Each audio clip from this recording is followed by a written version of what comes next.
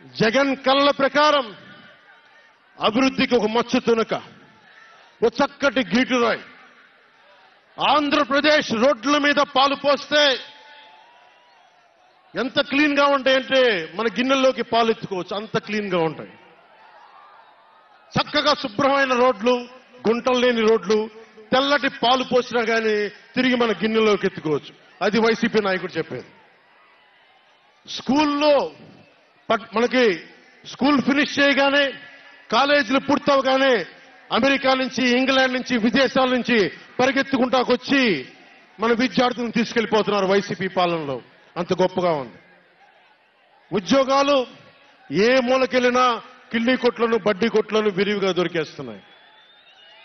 కత్తిపోట్లు, గాయాలు, మర్డర్లు సినిమాల్లో తప్ప పాపం మన వైసీపీ పాలనలో ఎక్కడా లేవు. పిల్లలు కూడా ఇది మర్డర్ అంటే ఏంటి, పుడుచుకోవడం అంటే ఏంటి అని చూస్తున్నారు.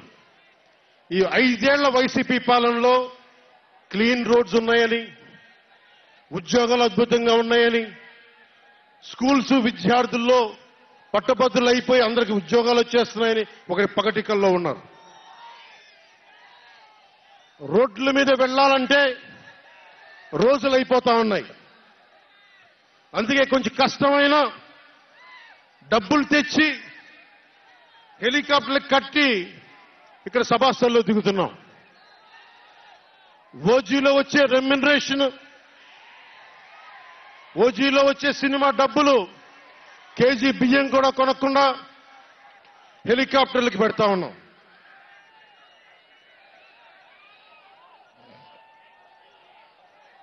Behind every great fortune there is a crime అని ఫ్రెంచ్ రచయిత బాల్జాక్ అంటారు. ఏ కష్టం చేయకుండా అర్ధాంతరం నడిమంత్రపు సిరి వచ్చినప్పుడు దాని వెనక ఒక నేరం ఉంటుంది. ఇది సూక్తి యొక్క సారాంశం. క్లాస్ వార్ అని చెప్పే జగన్